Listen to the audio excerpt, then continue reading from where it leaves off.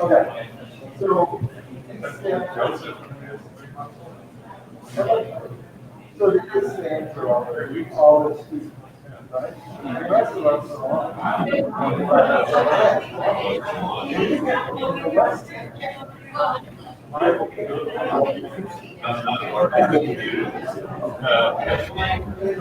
We watched them on. No, wait, no, actually. The whole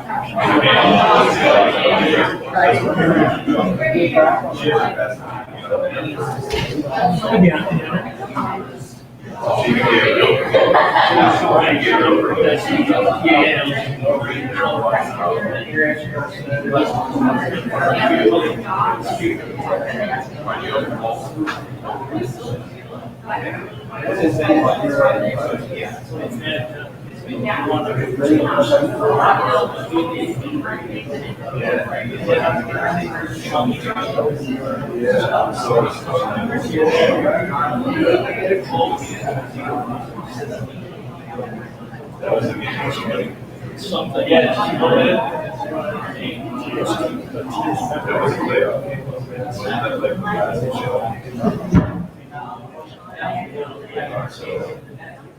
But I think it was like,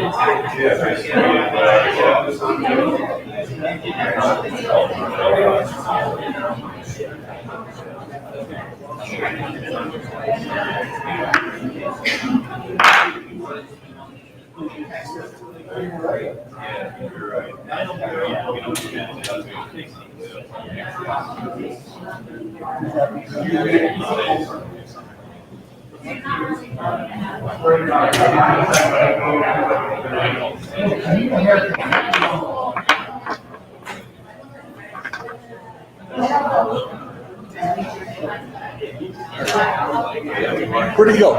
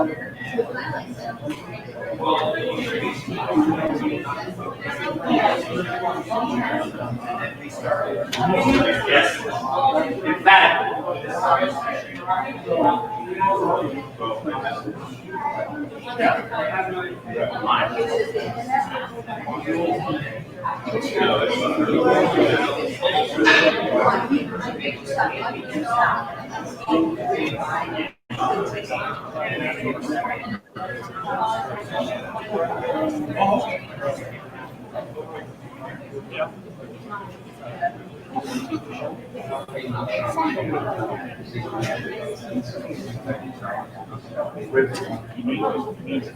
a very good situation.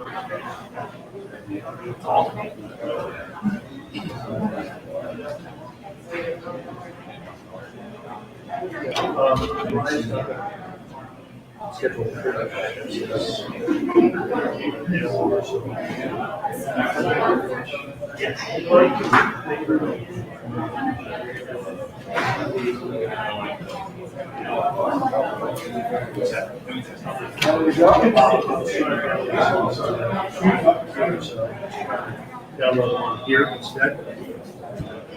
And of course, I just remembered that this doesn't have an audio test. What is that, an iPhone? Yeah, I got it.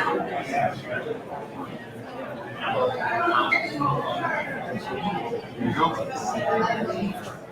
You get maybe with this one, you know what it does? Oh, yeah. Yeah. I like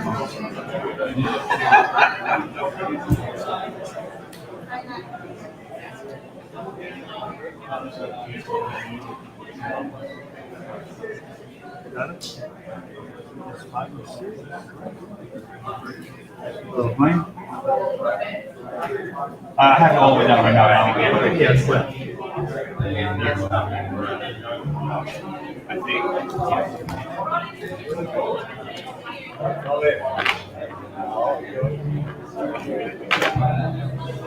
All right, so real quick, should I tell you guys? So obviously, it just goes in a row. This one's the wireless mic. Okay. The red button right here, press and hold to turn it on. Press and hold to turn it off. I'm gonna leave it on right now, Okay. and I'm Where gonna will leave. you be? Where are you gonna head? I'm not gonna be here. Will you leave? Yeah, I'm leaving. That's the reason why I want to make sure that you guys are Okay, comfortable yeah, with yeah, it. So, feel free to call me. Jason knows my phone or whatever. I was gonna buy dinner for my first wife. This, I always have it down because it's live, whatever. So all you gotta do is just turn it up. This one's yours, and then this one.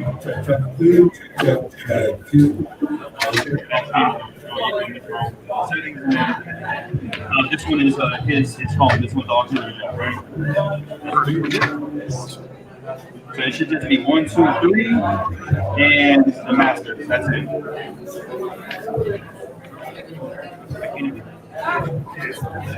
I'm gonna unplug this thing on the radio. I know the simple little things that keep our equipment last a lot longer than other people realize.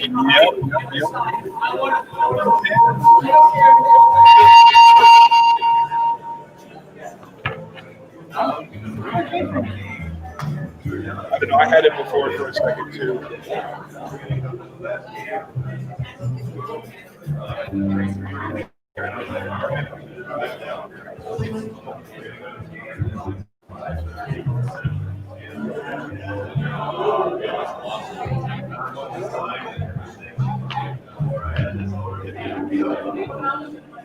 We'll try to get real quick since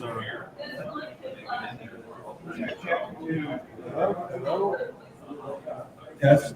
Hello. I think we're good. My phone.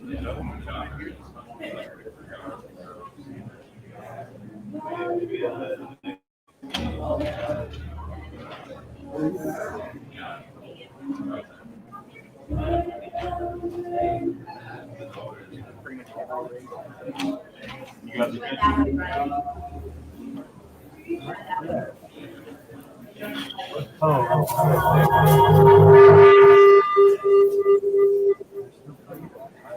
I have no idea where that's coming from. Where's the speaker?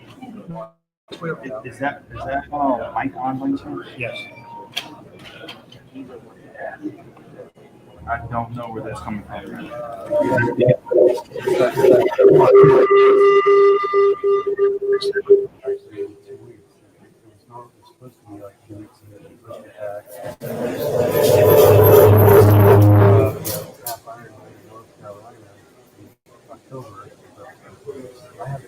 All the pools and all the lakes have been closed. I haven't taken a swim for months, so I'm way behind.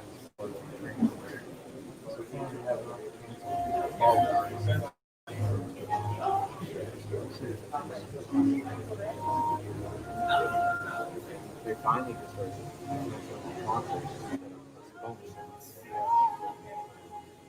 I know Tool finally said, we're not going to hold them. Cancel it, reschedule, give you a month. So we're going to reschedule. Still holding our money. Now it's I did a business with company in Chicago.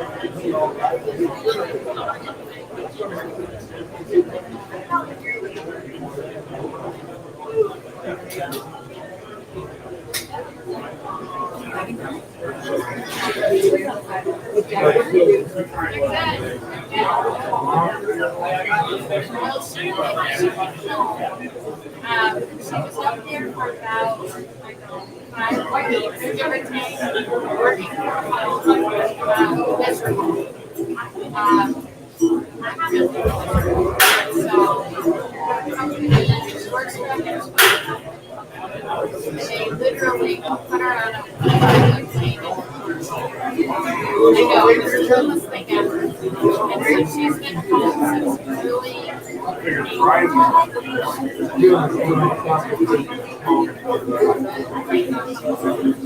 So she was working from the house, couldn't skate.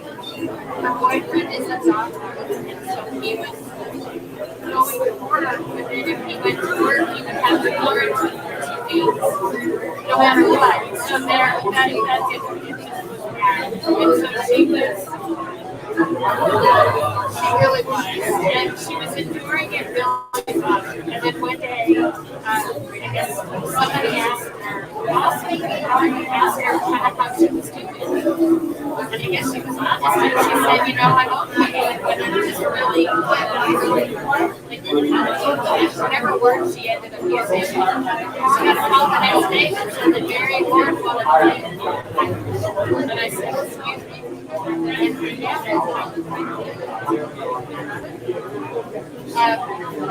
The one down by where the magic finger is, so I'm being airport, but yes. So, we're going to the place it's the back end of the airport that goes to.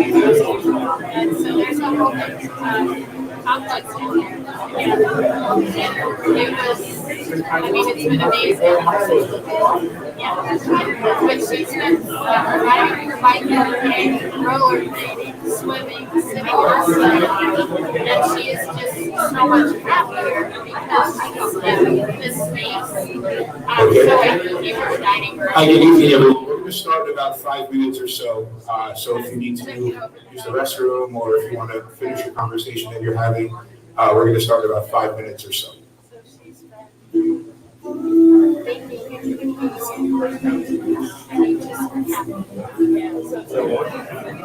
Oh yeah. Like early morning till late at night. He's been working all the so he's good too. He is a place for the coffee.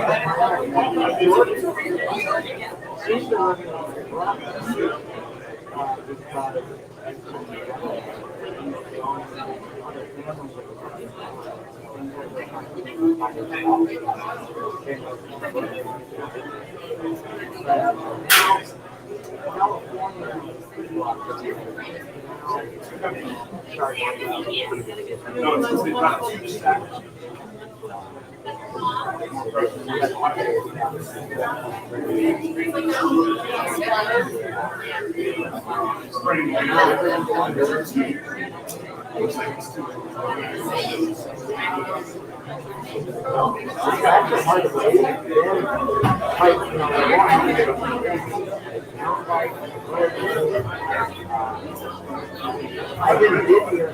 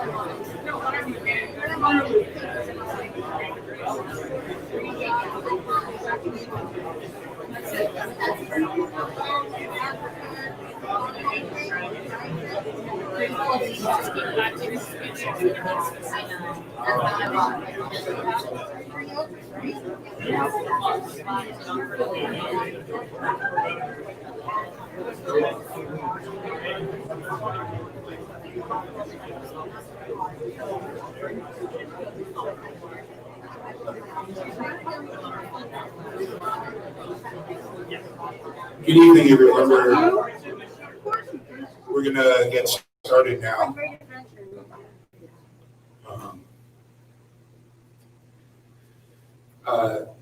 Thank you, everybody, for being here together with all of us at RDV and watching on the live stream all across Florida and other parts of the country and North America, I'm sure. We are here tonight together for Tina, our friend. We're together to try to do our best to find comfort, remembrance, and love in what was a life taken far, far too soon. Before I read this, I'm just going to say, I know a lot of you know who I am, and you know I do this for a living, but this is truly the hardest thing I've ever had to do, ever. I'm Brian Sclover, and Tina was my friend. I was friends with Tina for about 2.5 years. I am friends with Tina for 2.5 years now. We met here at RDV, right there in the Olympic rink during the 2018 MLK weekend tournament. And my first impression of Tina now in retrospect was really a perfect portrayal of her. And I think we all have a perfect portrayal of who Tina was. And it was championship day. She was here ready for action. I can't remember if she was wearing a Flyers or a 76ers toque, but she always had one on. She was bundled up with layers, and she had big fuzzy socks on with slides in the scorer's box, practically, literally sitting on the ice. It didn't really take long to understand who she was and how she was. And she was quirky, but quirky fits well if you spent any time at a place like this, because quirky is a term of endearment for all of us here. And I think that Tina really found great comfort in being in a place where she could be herself with people who come here to be themselves in doing something that we really all enjoy while being able to escape from the real world. The details I'm about to read come from Tina's Facebook page, and she wrote this. This is all details from her. Tina Marie Zollo was born on July 11th, 1989 in Rockledge, Florida, just about 70 miles from here. She spent most of her childhood moving around from South Jersey to South Philadelphia, to Nashua, New Hampshire, to Belgrade, Montana. At the age of 15, she came back here to Orlando in Dr. Phillips High School, just temporarily though. She got her GED and attended Valencia College. To say that Tina had a complicated life is an understatement. I say that with strong conviction and importance because Tina never let her life complications show when she was here with us. When she was here at RDV keeping score for youth tournaments or for house leagues, she was happy. When she was with us at Amway Center keeping time or stats for Solar Bears games, She was always, even in her paranoia of causing a mishap, loved every single second of it. Every second of it. She had a few evident passions: photography and time-lapse images. She was a lifeguard at Walt Disney World on different properties, and of course in sports, and in particular hockey. Sports has a way of connecting us all together without the complications of our own lives. We all have complications in our lives, every one of us. Complications that we've lived or ones we're currently living with. We try our best to find peace and comfort that the complications we're living in our own lives can be navigated around with peace and comfort from our friends, our family, and our passions.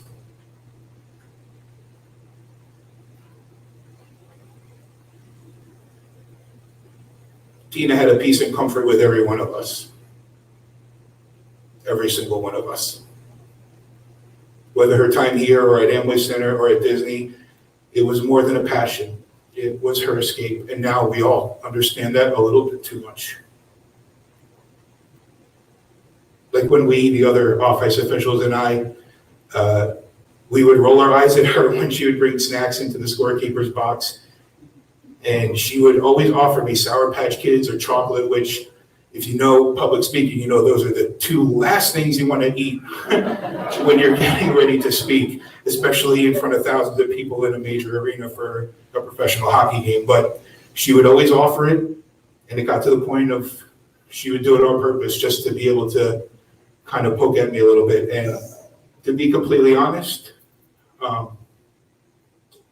even though you do this for a living, you get caught up in the adrenaline, and I get nervous too when I speak, and those things she did would calm me down, to say the least. So the smile that she would look at me and she looked at a lot of us with, I think we'll always remember that smile, and we know that it's more than just a smile. It was her escape from the complications of life. We're going to invite a couple of our family members and Tina's close friends up, and we'll open for anybody that would like to say something in a little while. But right now I want to welcome up Ray Berthoff to say a few words.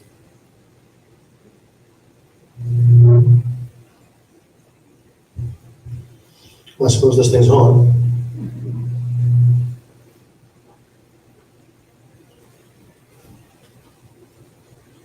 Hello, everybody.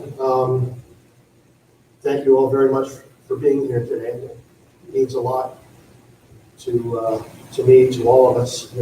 We're here to celebrate Tina's life. Tina Zollo was my fellow on-ice official, off-ice official, and most of all, my friend. And she was always very guarded about her personal life. I don't think a lot of us knew what she was going through or what she had gone through in her past. But during a lot of late night talks after working games, she opened up to me and she told me what she had gone through in her past, a little bit of what she was going through in her present. Most of all, she told me how much being part of this community, this hockey community, meant to her. All of you were incredibly important in her life. I hope everyone who's here realizes that. I thought I'd spend a few minutes talking about some of my favorite memories of Tina. And as Brian had mentioned, hopefully some of you will come up and share a few memories of your own. Many people thought Tina was a very timid soul. Those of us who worked with her here at the RDV, in the scorer's box, on the ice, and especially for those of us who worked with her in Zollo Bears games, we knew better. She would turn around, come out of nowhere, and take you right down, and we all loved it when she managed to get off a good one on any of those. Joe Smith, who was the hockey director, the adult hockey director here, for some time, he and I would keep Tina company sometimes in the scorer's box late at night during games, and we had a running routine with her. We would tell her, Tina, you have one job, just one job. Press the button, that's your job. And every time she would make any kind of mistake, that's what we would just tell her, Tina, one job. Well, she turned around and looked at me and said, well, you trained me, so I guess you suck too.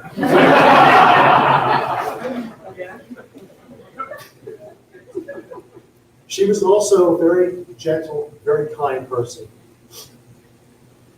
When I worked with her on the ice, she would apologize to players when she called penalties on them. She would say, number 23 blue, trip, look, I'm really sorry. You got to go into the bench with this puzzle book. Why are you apologizing? We'd sit down in periods and say, Tina, you have one job. Call penalties, made the right call, you're fine. She would say, I feel so guilty though. What are you doing? And I'd say, you have one job. She said, you're right. She would chuckle. She'd get a little shrug of hers, and she would chuckle, and then she would go out and call the next penalty and apologize to the next person. Now, those of us who skated on the ice while she was scorekeeping also know that she would play music when there were stoppages during the game. Her playlist changed quite a bit if I was out there fishing.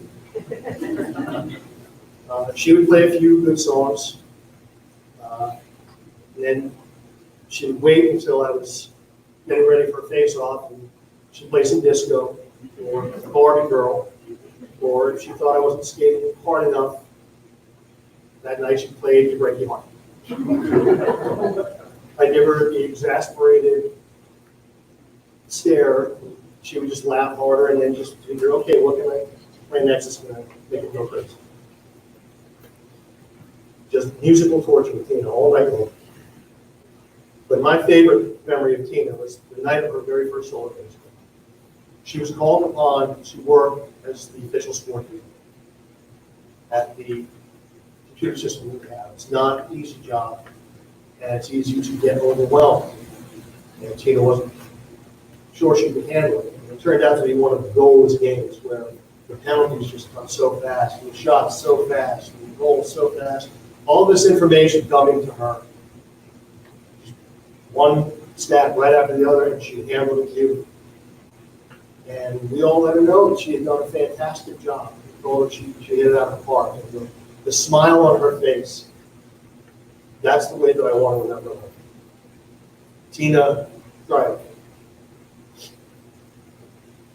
She never had an easy time of it. And I think that, as Ryan said, hockey was her escape. We were her escape from her ordinary life. I am very glad that I was able to be part of that escape. I'm grateful that I got to know Tina as an official, as a person, as a friend. She was taken from us too soon. And her life was far too short. But she was loved. She will be dearly missed. And I hope that she is at peace at last.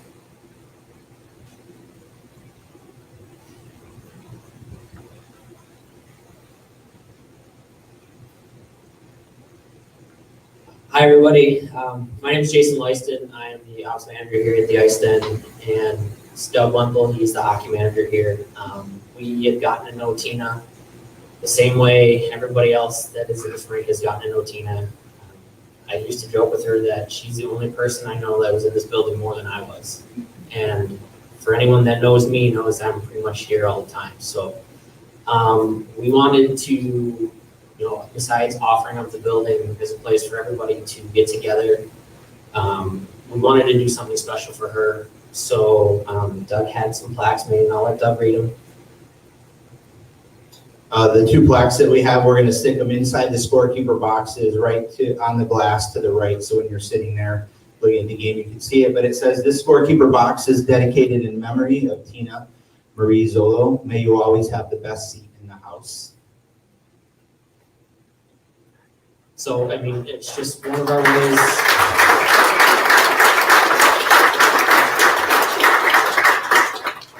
To remember why I also work, I'm an ice official in the ECHL, and I remember one of the games, she showed up, she had her blazer on, you know, her dress pants and everything, but she forgot her shoes. So what was she wearing? Her slides, as always. So that's how I'm going to remember her by, because she always had that sort of I'm here, but I'm not here kind of personality about her, but you knew she really cared about, you know, making sure she did a good job. So I used to just rip on her whenever she came back in the building, like, oh, I see you got regular shoes on this time. So that's how I'm going to remember her by, and I think we're going to open it up.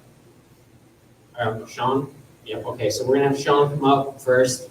He's got a few words to say, and we have another speaker, and then we'll open it up to those who want to say something. So, Sean.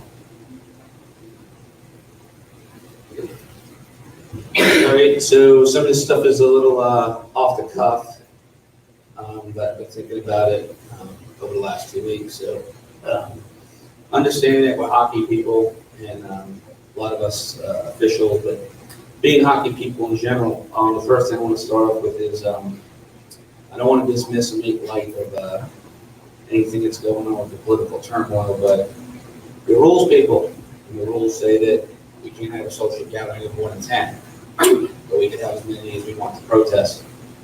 So we're obviously protesting domestic violence. If anyone answers, know how to use the rule book.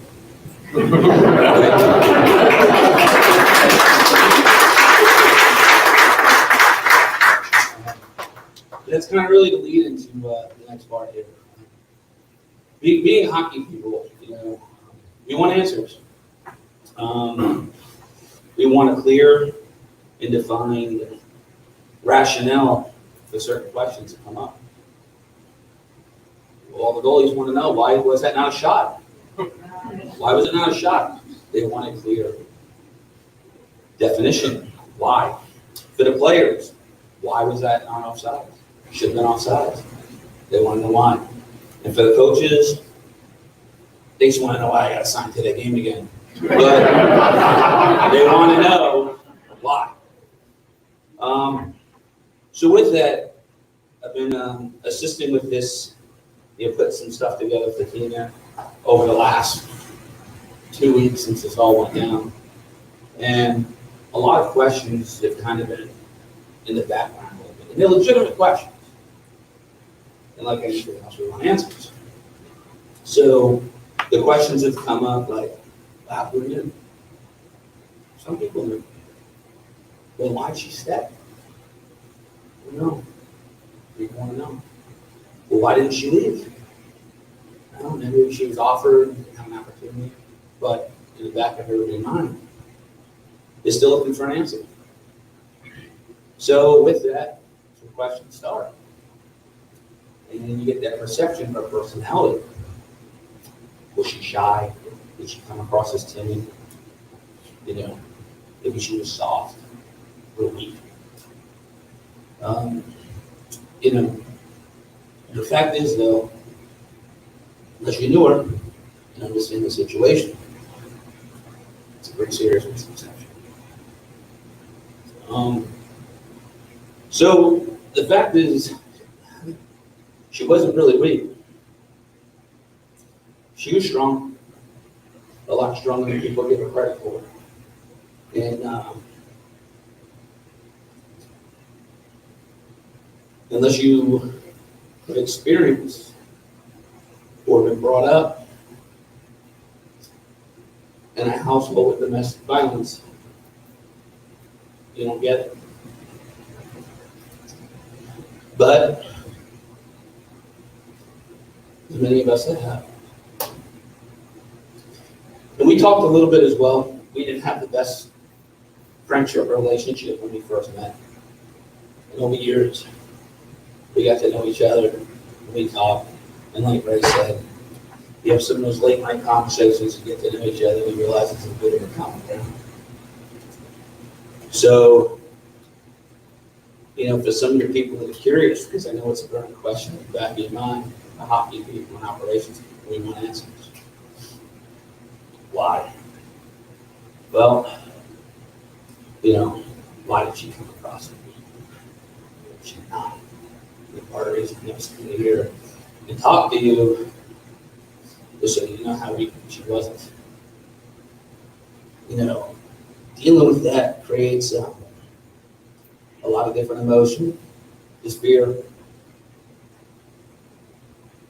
to stay, this fear to leave. You know, there's a lot of strength and courage that you need to fight to stay, fight to fix it. I think a lot of us at operations mind try to fix things. So if your relationship at home is broken, you want to fix it. If your relationship at work is broken, if your slap shot is weak or you're not skating as well, you go to practice, you try to fix it. That's what you do, we try to fix things. So why she stayed so long? Because she was trying to fix it. And that takes a lot of strength and courage. It takes a lot of strength and courage to fight for that. And along with that, there's some shame.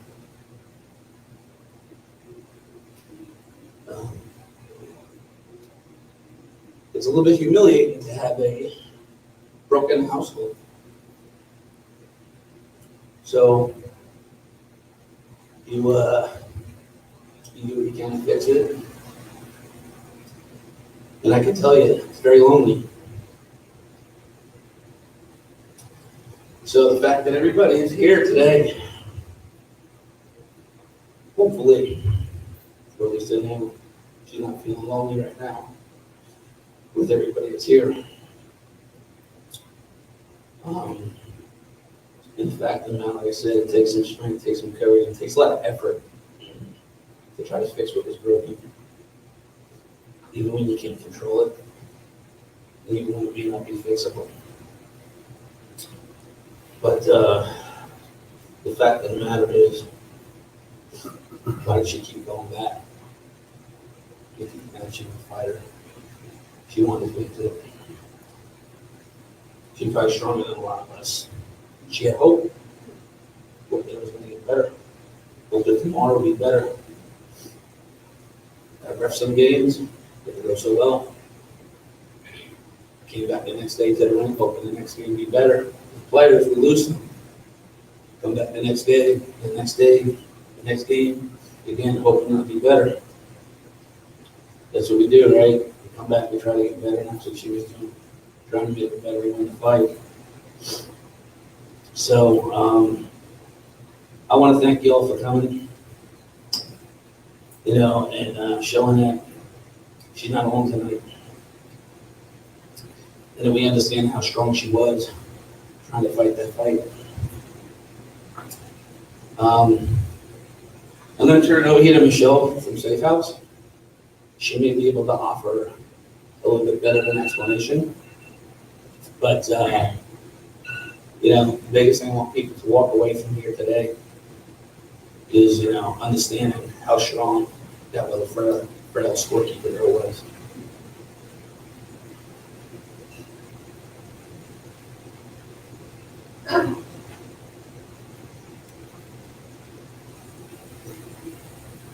Feels like I'm getting a real idea of who Tina was, and I'm sorry that I didn't get to meet her in person. She sounds like an incredible woman. Even just watching her pictures before this started, you could get a sense of who she was.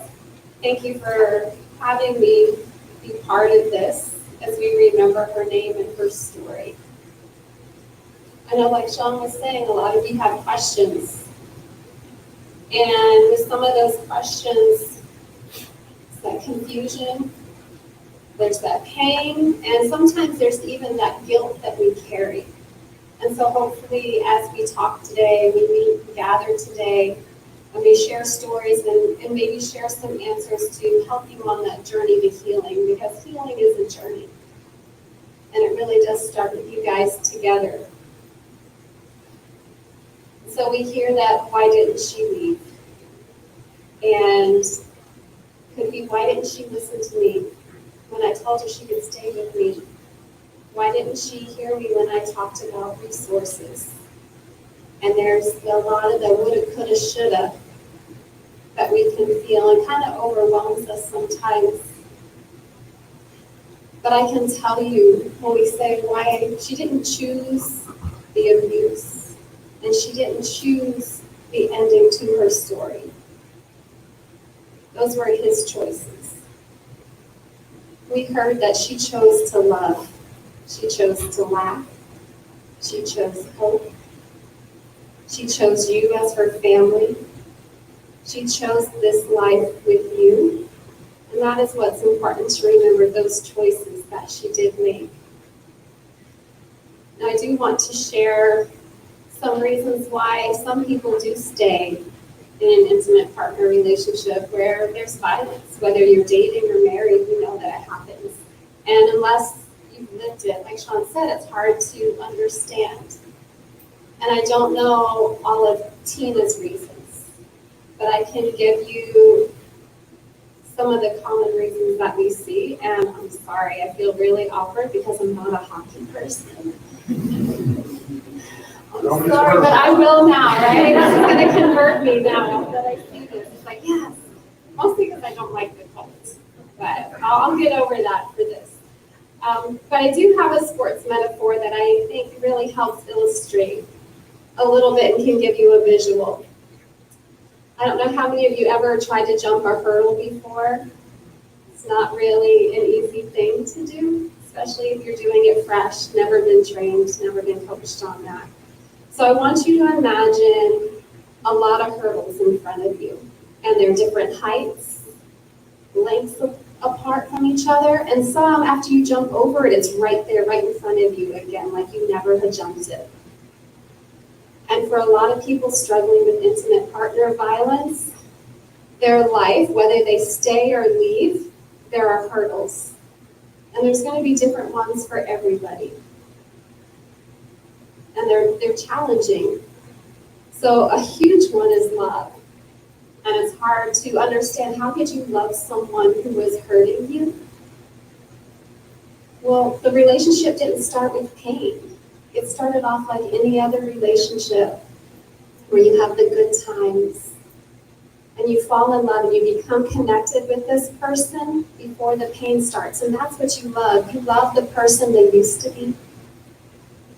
And you love the person they promised to be again. And so that love is a big hurdle because it's hard to just stop loving someone. You have a history, you have that connection, and you have that hope. That hope is another hurdle because they make those promises. I'm sorry, it's going to change, I promise, it's all going to be better.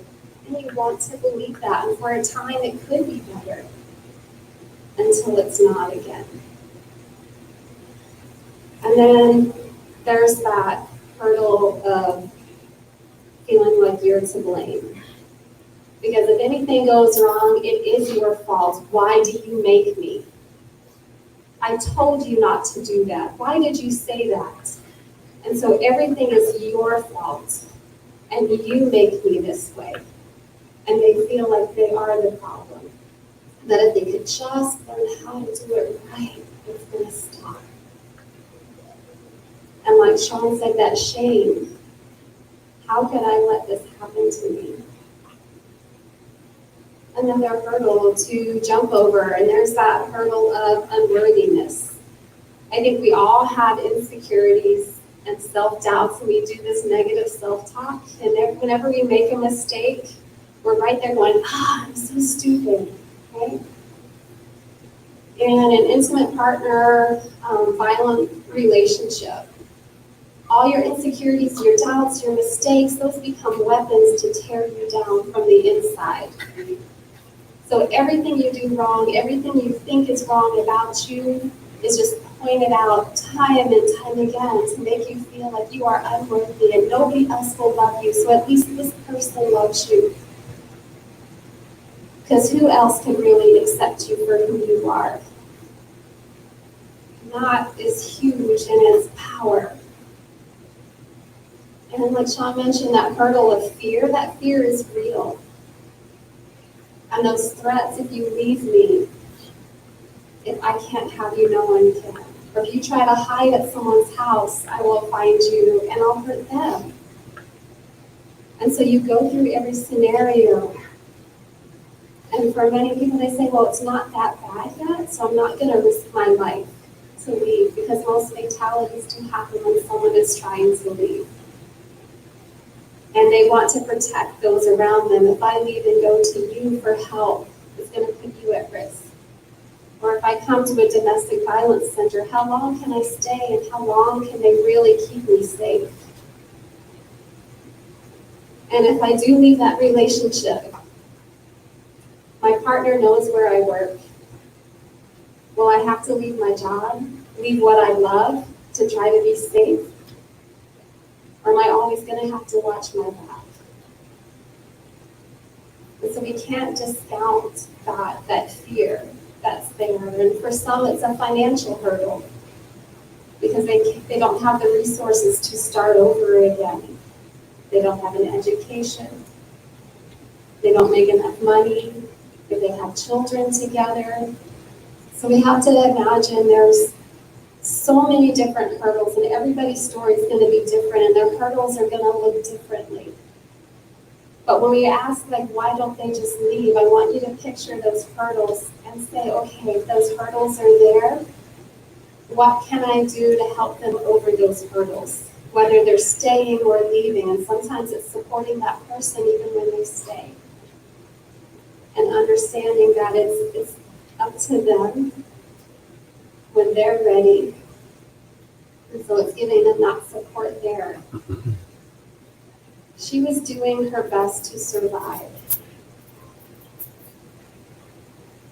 And so we have to remember that and not look bad or think bad because she stayed. She was doing her very best, and she was surviving. And I want you all to know that you did your best. Those woulda, coulda, shouldas, I want you to kind of pull those out of your mind. You gave her a space where she was happy, where she was somebody, where she had support and laughter even when she made a mistake. You were there, and this was her refuge, and that is what she needed. And you gave that to her every day. That is a gift. So you did your best.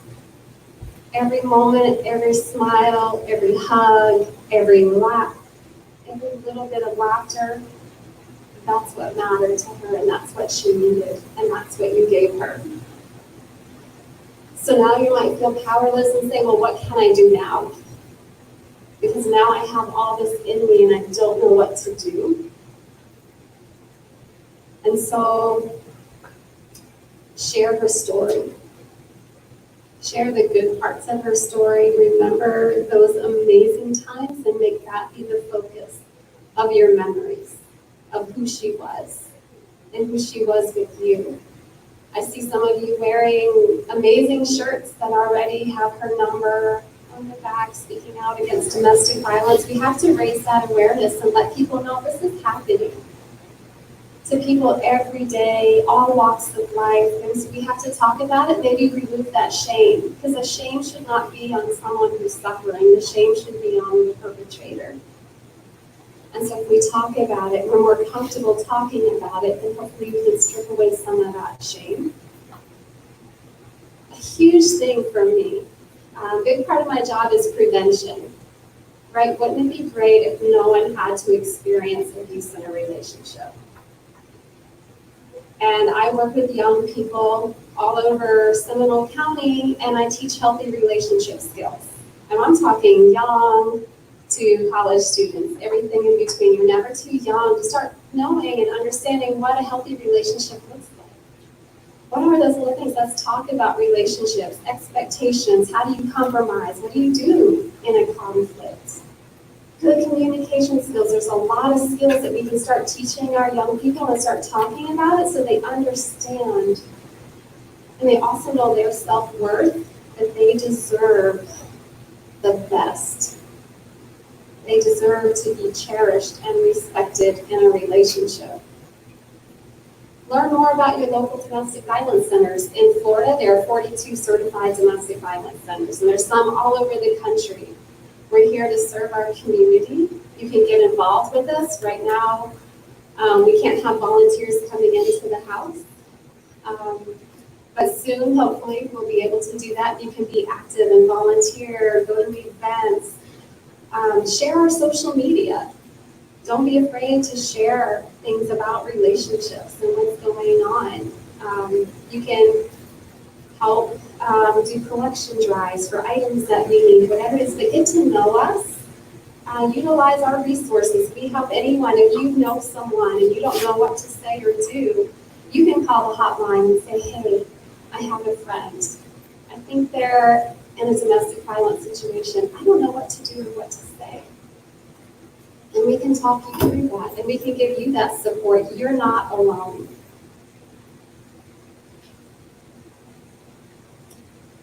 The most important thing that you can do in Tina's honor is to love and cherish and respect those around you.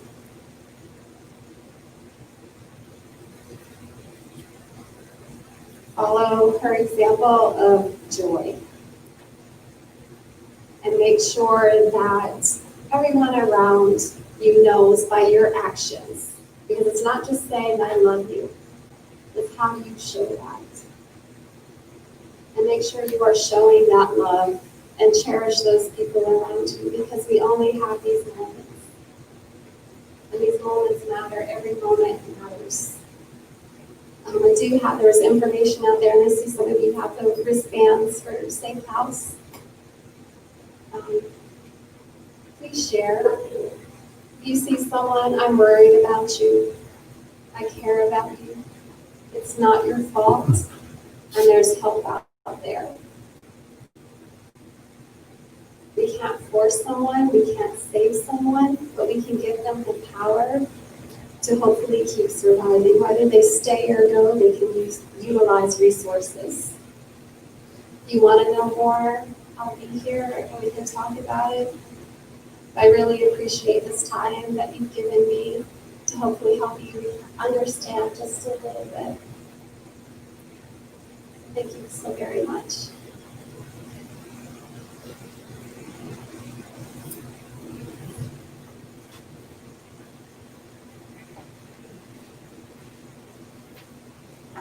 Thank you, Michelle. Michelle's from Safe House of Seminole County here. I know my wife and I made donations to Harbor House, and there's a couple of others in Central Florida that we're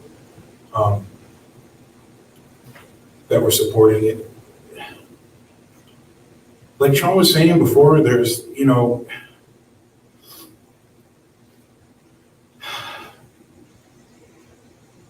immediately the first thing I thought was what could I have done? And I know many of you thought the same thing. And just to revisit Michelle's sentiments, it's just a time that we have to find some love and some peace and really share that with the people closest to us, however we find best, because the world doesn't deserve to lose people like Tina the way that we did, with all the love that she had. And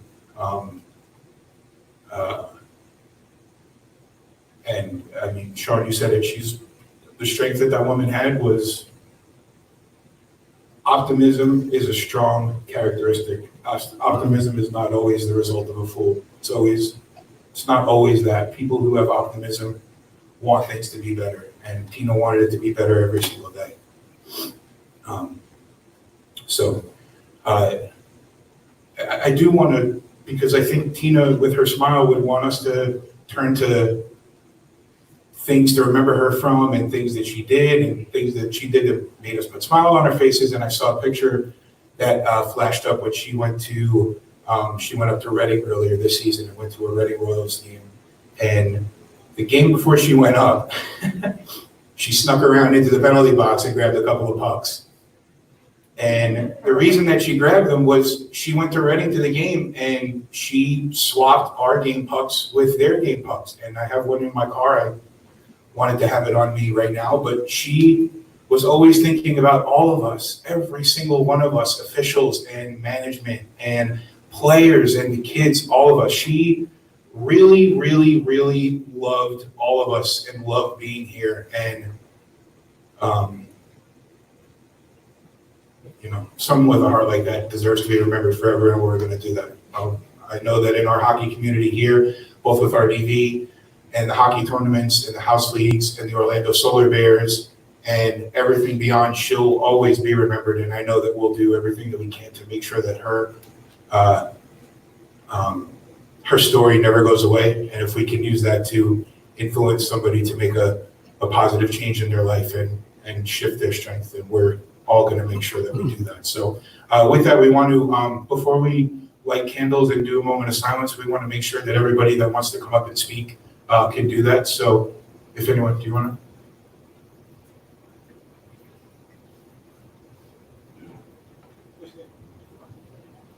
Just introduce yourself to everybody. Hello, everybody. I'm Bill Highfield. I'm the operations manager at the Ice Factory, Central Florida. Many years ago, Tina walked into our rink and wanted to learn how to play hockey. And Johnny Broom with me here, help teach her. She wanted to learn how to score keep, so we taught her that too. And Sean said quirky. I like to refer to it as endearing and infuriating all in the same sentence. So just to give you a snapshot, because I know there's a lot of others who want to say something about Tina. When we taught her how to be a scorekeeper, she would argue consistently and constantly with the referees on what the right call should have been. And after many times you're talking to her and telling her, Tina, please don't argue with the referees. One night I was just exasperated, and I walked in and said, Tina, I don't give a rat's rear end if the referee comes over and calls a touchdown, puts 6 points on the board, and asks who's getting good to go for the 2-point conversion. The very next score, she puts 6 points up on the board, turns and glares at me.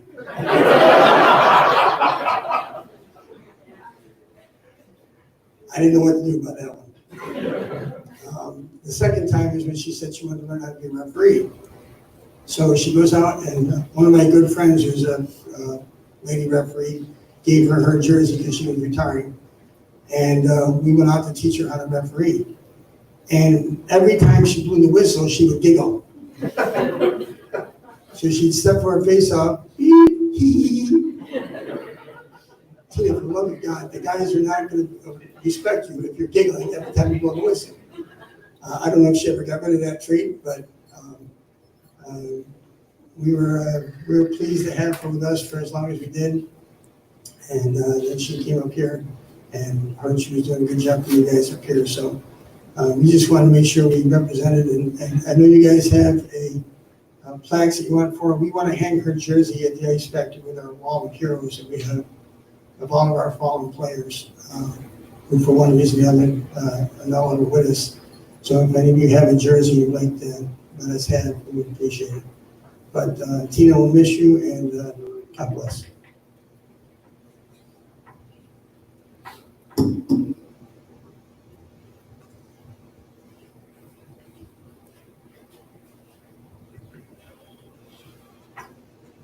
Hi, I'm Joe Smith, and until recently I was the adult hockey coordinator here, and many of the things that I've said, I've thought, and felt has been already expressed. And one thing that Michelle pointed out that I can take comfort in is that, I don't know, shortly after I became the adult coordinator here, Tina came up here looking for a job as a scorekeeper. We sat down and talked, and she told me some things that happened that she wasn't proud of when she was scorekeeping in Sydney, and she admitted her mistakes, and I said, okay, I'm good with that. And I said, look here, I just want you to be here on time, do the best job you can, don't be afraid to ask questions.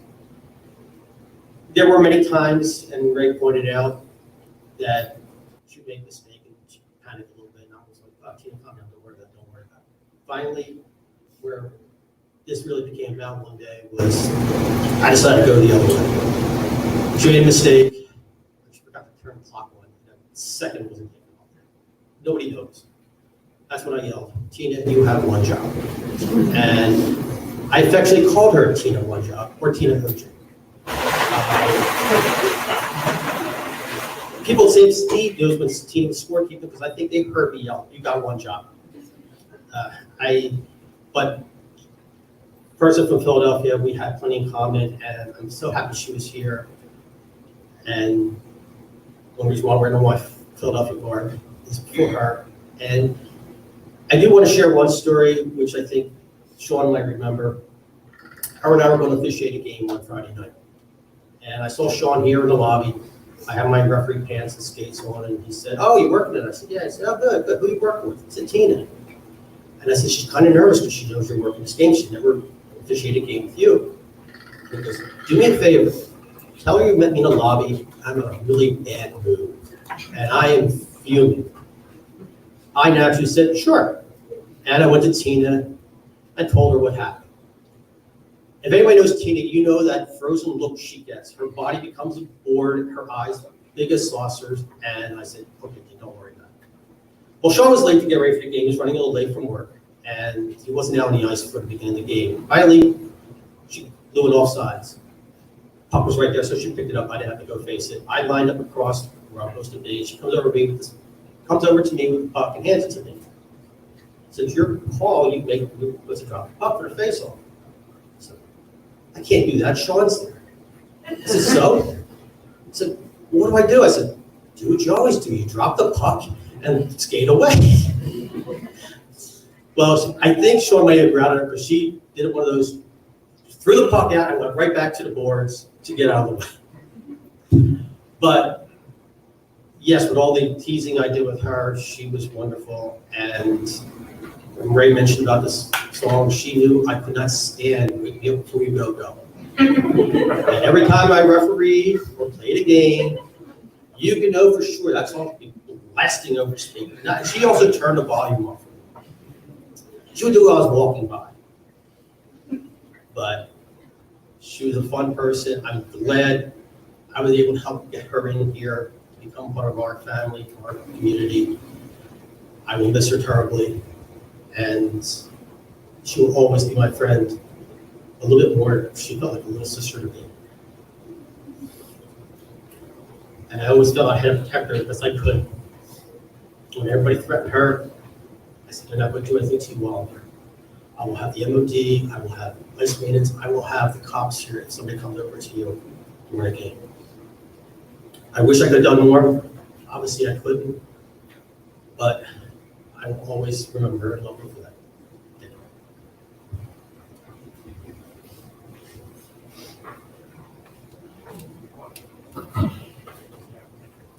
Make this quick. I'm one of the refs here with Tina, and Tina was just such a great kid.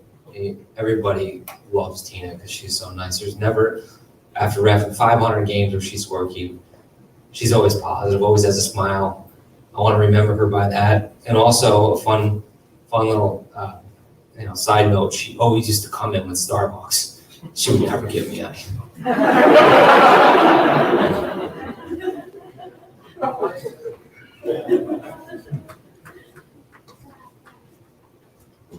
Hey everybody, my name is Chris Burmess. I'm one of the assistant captains for the Bulls that Pete played for, and I was lucky enough to get to spend quite a bit of time with Tina, get to know her, and I think most of you have already heard that she's like a little sister to most of us, including myself. Some of the funny stories that we have when Tina played on our team, if somebody got by her, she would stop, look at us on the bench, and be like, "I'm so sorry, guys. I'm sorry." And we're all yelling, "You gotta keep playing, Tina. You gotta keep playing." And she just look at us, "Sorry." But she always had a smile. Even when she messed up, she still had a smile. And not only did I get to play with Tina, but I got to work with Tina here as a ref and also with the Zollo Bears off-ice official. And I'm a gigantic Washington Capitals fan. As anybody knows me, they know that, and Tina knew that as well. And she's a gigantic Phillies fan and Flyers fan. And, the text war that we had is one that I will miss. And looking back through it, as I've done most recently, it's just been a good thing, because we would send memes and jokes and give each other such a hard time about it. Obviously, I won. But Tina was great, and the only thing that I can say is that everybody that knew her knew that she, even in the toughest time and the hardest times, no matter what, she smiled through everything. That's the one thing you never knew if there was a problem. She always had a smile on her face. Thank you.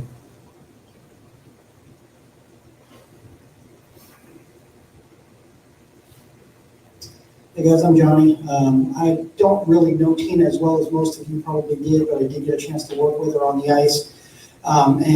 Somewhat recently, as a professional photographer myself, Tina and I often talked quite a bit about photography and her ability with the camera as she started to kind of grow with her time lapses. And especially recently, I started to mentor her with the drone portion of what she wanted to do. As amazing as she was at kind of loving everybody in this hockey community, you know, it's unfortunate that a lot of times artists are really more remembered posthumously than when they were alive. And I can tell you, I do a lot of sunset photography and things, and I've started to recently dedicate some of my work to Tina because I know every time I look up there and see her, I just kind of remember that smile and remember how much she used to give of herself and just wanted to show everybody else the beauty that was there, even though she was going through so much turmoil herself. So I just encourage everybody, just go back to her page, look at some of those sunsets, and you know, sometimes when you're driving around and you just see that beautiful sunset, just realize now that she's looking at it from a better place. Thank you.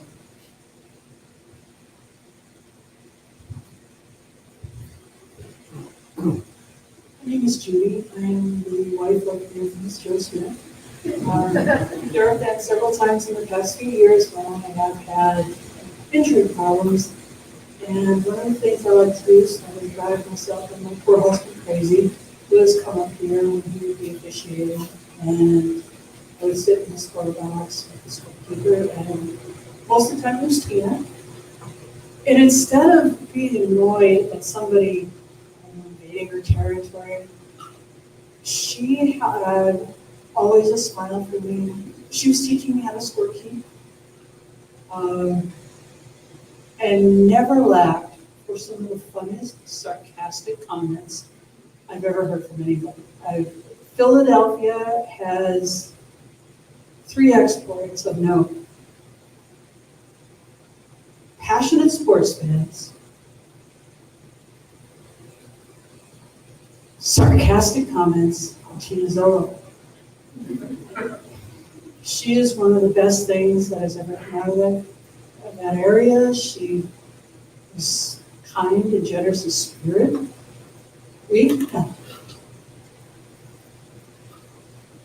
She could never, ever be called weak. Other people have said it. I mean, if you knew her, you would know that.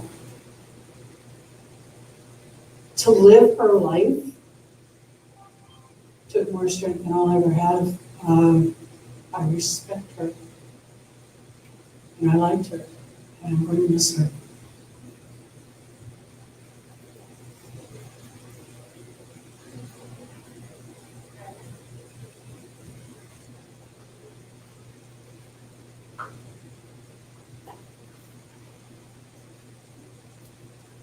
Tina and I spent a lot of time late nights after games. Oftentimes the goalies were always happy to see her or see me because we were usually the most generous when it came to shot counts. So, you know, she had a goalie fan club for that because it's like, oh, yeah, okay, I'll just do it. The best memory I can think of her is, and I saw the picture come up and I still was laughing, that hat. The hat. And I remember walking into the scorekeeper's box and I knew she was there. And she turned around and I'm like, why the hell do you have a Muppet on your head? That's not a Muppet. But he looks like a Muppet. No, that's not a Muppet. And so everywhere you go, you wouldn't see Tina's face first, you'd see the eyes from it. And of course, you know, she'd be wearing that hat, but then she'd be wearing her slides and fuzzy socks. And Tina, where are the shoes, you know? Yeah, but I forgot them. These were my car. Okay, so you know, her lifeguard, so. She was a lot of fun. People that didn't know her really well, as other people have said, would say that, you know, she was quiet, she was timid. Oh no, you just had to give her some time. we just had to hang out with her a little bit. And yes, the music list, oh yeah, that was fun. She'd do that on purpose. Be sitting there in the scorekeeper's box with her, you know, because our games were staggered. And I'd look over and she'd be like, scroll, scroll, scroll, yeah, that one, boom. And then she'd get the look. And she'd just smile, scroll, scroll, scroll, boom, here'd be the next one. And so it was this, and her music was probably more eclectic than mine, which is saying a lot because my music when I scorekeep kind of goes all over the place. But they always had fun, and the guys loved the music. You know, when she did music for the youth games, she kept them engaged. They had fun. A couple things that I can tell you is that a lot of what Michelle said earlier, she was making those moves. Okay? Know that she was trying to put things in motion. So she was making those moves. And she was an incredibly brave soul for doing that. And unfortunately, just the timing of it all. But she was incredibly strong. She was incredibly open. And she was totally honest. But what you saw was what you got with Tina. And boy, you would say she was just smiling and she could light up those quirky good box. So don't be afraid to ask how people are doing, and don't be afraid to kind of push a little more past the surface. Oh, everything's okay, because heaven knows right now we're all kind of on the surface of, oh, everything's okay, even when it's really not. So don't be afraid to check in and say, hey, how you doing? It's gonna be rough for all of us. I still feel really bad because Tina doesn't get to use her new skates, because I was there the night she broke her 25-year-old skates. And she was so upset. And we'd gotten her a new pair of skates, and unfortunately she didn't get the chance to skate in them. But I mean, she had 25-year-old skates, for crying out loud. I mean, she was attached to those things. She cried when she broke them. It was really bad.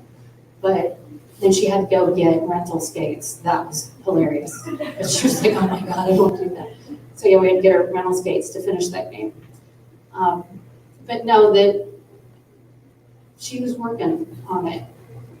She had stuff, she was working on it. And she knew, and she was incredibly strong. Also wanted to let you guys know, Detective Barb Sharp, who is in charge of her case, wanted to make it here tonight. She was aware of this. Unfortunately, she was on call today. And she sent me an email a little while ago saying that unfortunately she had been called out. So she was unable to make it here today. But she's encouraged, you know, if you want updates and things, she's offered, you know, to send whatever updates that she can. I can tell you right now, we're just waiting for the system to kick back in and, you know, for a grand jury to convene. So, you know, she's doing her very best on her side to make sure that justice is served. So, and our job here is not to let her be forgotten. Because she's too special to be forgotten. Thanks.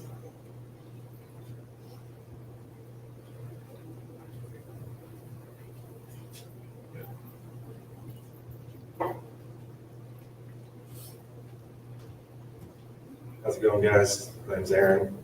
I'm the Zam driver here. And I know Tina from working here, obviously, and all the late nights, or she'd work the late games, and I'd be here by myself working late games or something like that. And something she'd always do that no one else did was all 105 pounds or so would carry the giant puck bucket full of pucks and limp it all the way to the Zam room. I'm like, Tina, what are you doing that for? You don't have to do that. She goes, and she would turn around and leave. And I always remember that. It always stuck with me. And I always gave her crap because she always took a box of Popeyes with her every day. And I go, Tina, how do you stay so thin and eat Popeyes every day? And she goes, I don't know. Fair enough. But one time, last story, one time that I really remember was the Eagles just beat the Bills pretty convincingly. Anybody knows me knows I'm a huge Bills fan. probably out of uniform with my Josh Allen jersey or my Bills hat or something. I walk by, she has her Eagle stuff on, I look at her and I go, don't even start with me. Then she had a way of trash talking, but also being encouraging at the same time, where she was like, Carson Wentz did this or this, and then she's like, we guys have a great team though. And I was like, wow, thanks. Like, we do have a good team, you're right. Then she'd be like, yep, we still beat you pretty good though. Next, go eat your Popeyes, leave me alone. But she's definitely missed. I miss seeing her face every night.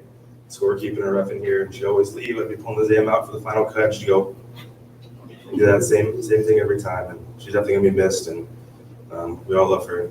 Yeah, keep remembering her.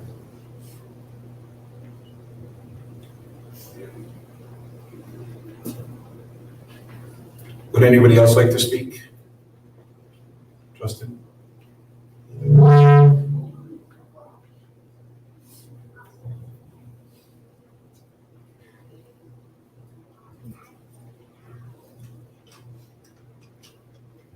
It's pretty fitting that we're here, right? We're in an ice rink for this. Think about the pandemic that we went through and kind of worked out so we could all be here. I mean, of all the places we could be for this event, I think it'd be pretty perfect. And she had a tough family life, and look around. I mean, look at, we were her family. Everyone here was, I mean, I can see you guys all the way to the back. This is just absolutely beautiful to see this many people come out in support of this awesome person. Nothing I'm going to say really is any different than what everyone has said so far. But my memories of Tina were, again, that smile.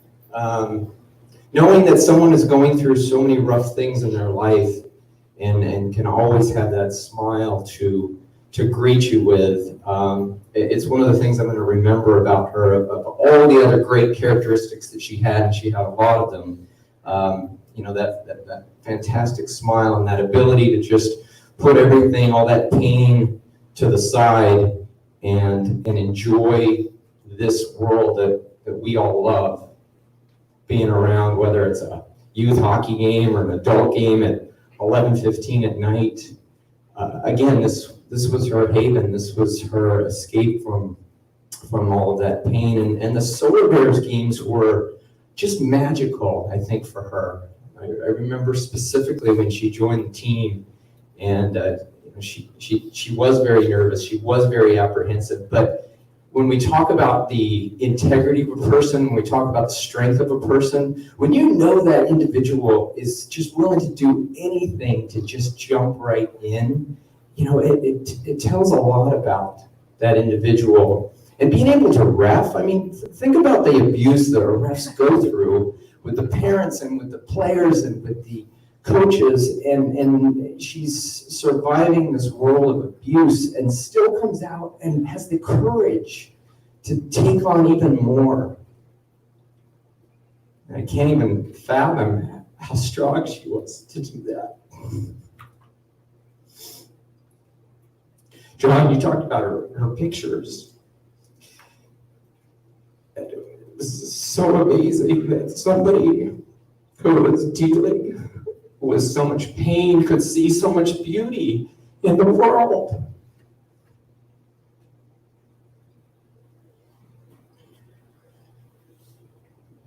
I, like the most of you, have a lot of guilt, and I know that I shouldn't, and I know that we can't blame ourselves. There's only one person that we need to blame. But a mantra of mine is this: if the world should be a better place with you having been in it. And she achieved that goal. She affected everyone here positively.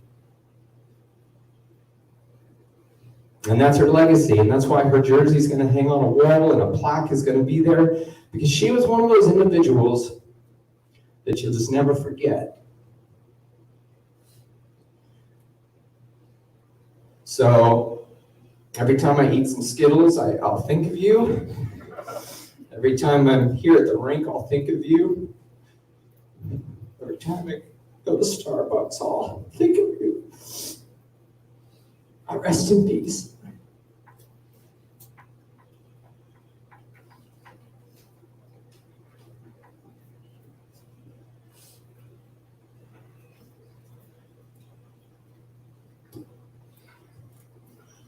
Hi everyone, my name is Stephanie Austin. I'm a veteran lifeguard with Tina at both Typhoon Lagoon and Blizzard Beach. Our water park family is here tonight, as many lifeguards that knew her, as well as our wonderful GM, who's in the back showing his support for Tina. Everything you guys said about Tina is true. We will totally back you up on that. That's what lifeguards do. We back each other up. Some of the best times that we have of Tina, you talk about a hard worker, that was Tina. At Mickey's Retreat, Tina would always volunteer to drive and to take care of the sand zones. Yeah, she was a hard worker. We also, if you've ever been to Typhoon Lagoon or Blizzard Beach, you know that lifeguards need water. And one of our morning jobs is always coolers. And that girl, as small as she was, could knock out coolers faster than any veteran there. And she would push that cooler cart around the entire park, up and down, before we even got the electronic ones. And even after we got the electronic one, you could still see Tina pushing it around. You guys talk about Tina, you had one job. So I work with the union on the side, and we do a vacation bid, a schedule bid, and Tina's up there in seniority. And every time it came time for bid, I would be on the phone with Tina. You had one job. And she, of course, always wanted, I always made sure she had the time off and the day she wanted, because she wanted to be here with you guys. She wanted to be here. She'd always say, Stephanie, I need to switch. I need to get rid of a surf shift. I've got hockey. I've got this. I've got that. And I would say, yeah, of course, I'm going to go sit on the wave wall. And if you've ever sat on the wave wall with Tina, you guys talk about her music. You guys are right. We're not supposed to play music, but I could always hear her fun choices from all the way across the Typhoon Lagoon surf pool. And it was always funny. So I get on the phone and go, Tina, you gotta turn it down a little.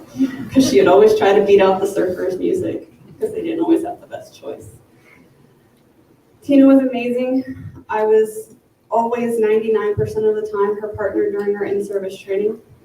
I was 99% of the time her partner when it came to her recertification.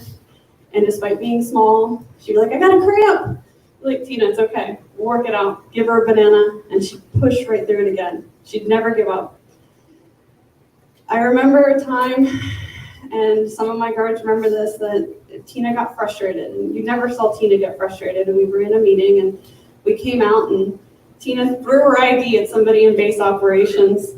And I went running after her, and I'm like, Tina, come on. Your family loves you. Come back. Be with us. And it was funny because our leader at the time looked at me funny, and I go, you know, Tina, she just tripped. It just fell out of her hand. So Tina, of course, stayed with us at Typhoon Lagoon, and that's one of my favorite memories of her. I've been fighting a lot with the what ifs. What could I have done? And everything that the domestic violence speaker said earlier is true. I've been there. And as much as I wish that I could have saved her, sometimes it takes an outside source to save someone, and that person is in the back of the room who saved me. So Tina, you are now saved. You are that rainbow that if anybody drove up I-4 today and constantly saw it, that was Tina. And she even showed the deepest of colors of purple in that rainbow, which are one of the hardest to see. So we will always remember you.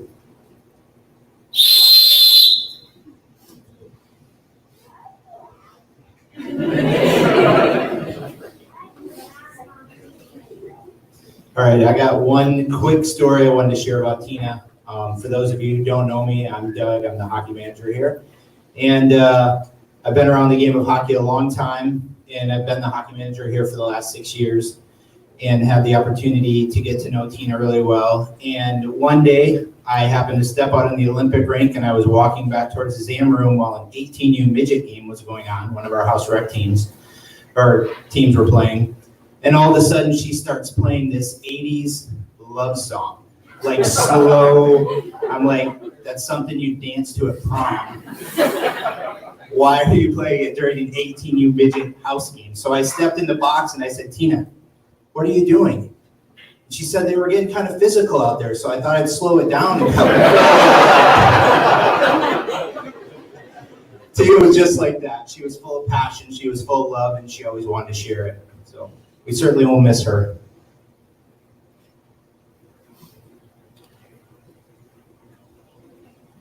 Does anyone else have anything to share? All right. Well, it's kind of fitting that we talked about Tina with her photography, and like Justin was saying, she was always looking up, and it's a special thing. People that look up at the sky have a special thing about them, and they are always looking for more, and Tina was always looking for more. So that's my analogy that I equate all that to. But in the respect of the sun going down, there's candles. I think most of you have candles, and we're gonna light those candles for Tina right now, and have a moment of silence. So if we can, let's get our candles lit.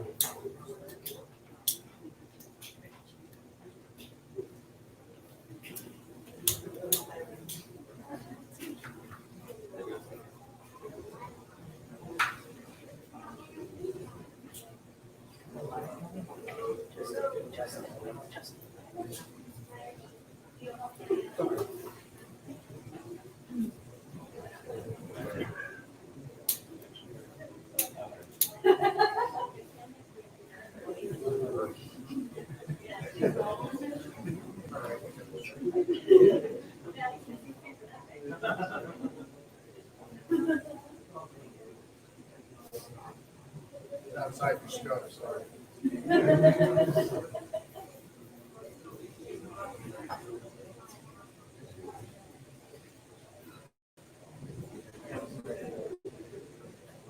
Everybody all lit up our.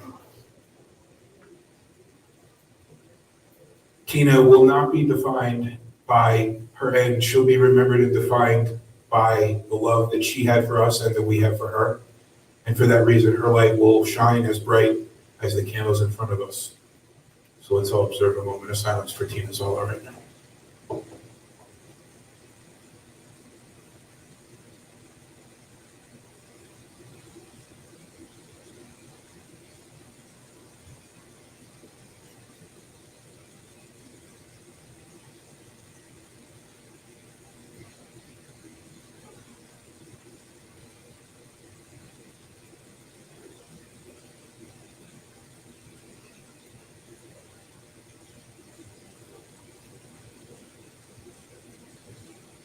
At this time in our world where we all need a little bit of something, this was the last gift that Tina gave us, the ability to be together here at her favorite place. And I appreciate all of you personally being here. And I think I speak for Ray and for Jason and for Sean and for Doug and for the Solar Bears and for Blue Line Hockey and for the Disney lifeguards and everybody here. When I say that I appreciate you all being here with me and with each other so that we can remember her and have a little bit of something that we're all needing right now. So I appreciate everybody being here. I would invite you to come back at when the time is right to be able to return and visit the score box and remember that if you're in the area, even if you're just driving by, swinging, and just, this is her place. And this is the place that she'll be remembered. This is the place that we'll go to remember her. It'll be right here at RDV. And we'll remember her forever and the bright light that she gave all of us. So please, everybody, have a safe travel home, and thank you for being here with us tonight. We have, what's the website, right? We are raising money for a donation in Tina's name to Safe House of Seminole and Elizabeth House, which are shelters for the survivors of domestic violence. CFHO.net, Central Florida Hockey Officials. CFHO.net is the website, and on the front page there is a listing for donations for sales of helmet stickers and patches. Anyone who would like to either donate or purchase a patch or a sticker, all proceeds will be going to these charities in her name. If anyone wants any more information on that, please feel free to talk to me. Thank you all again for coming, and Tina, we love you, and you'll be with us forever.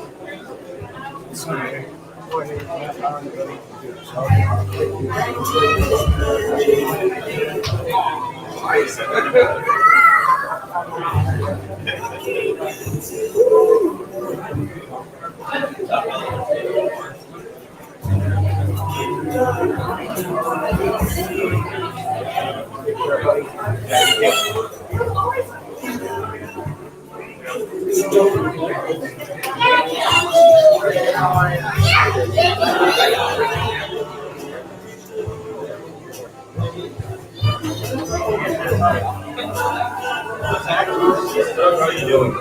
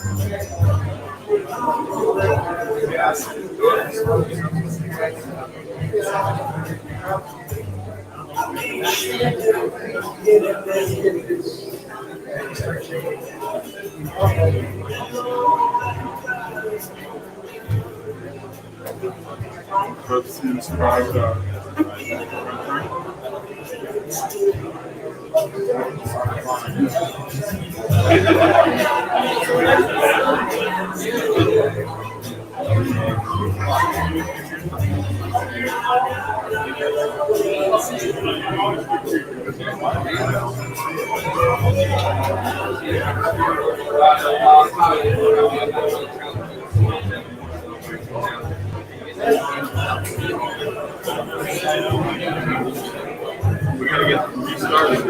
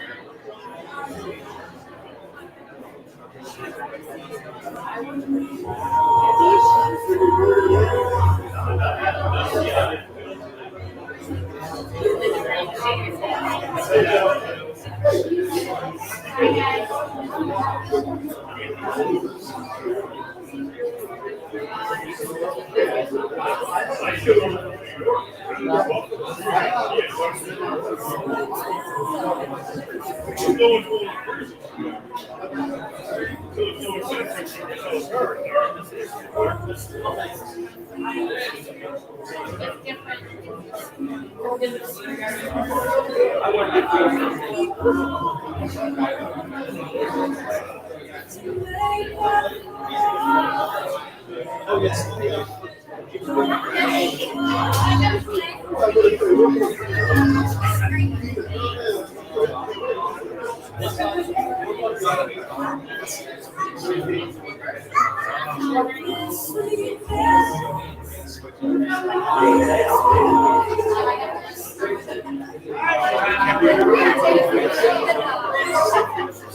got a logo.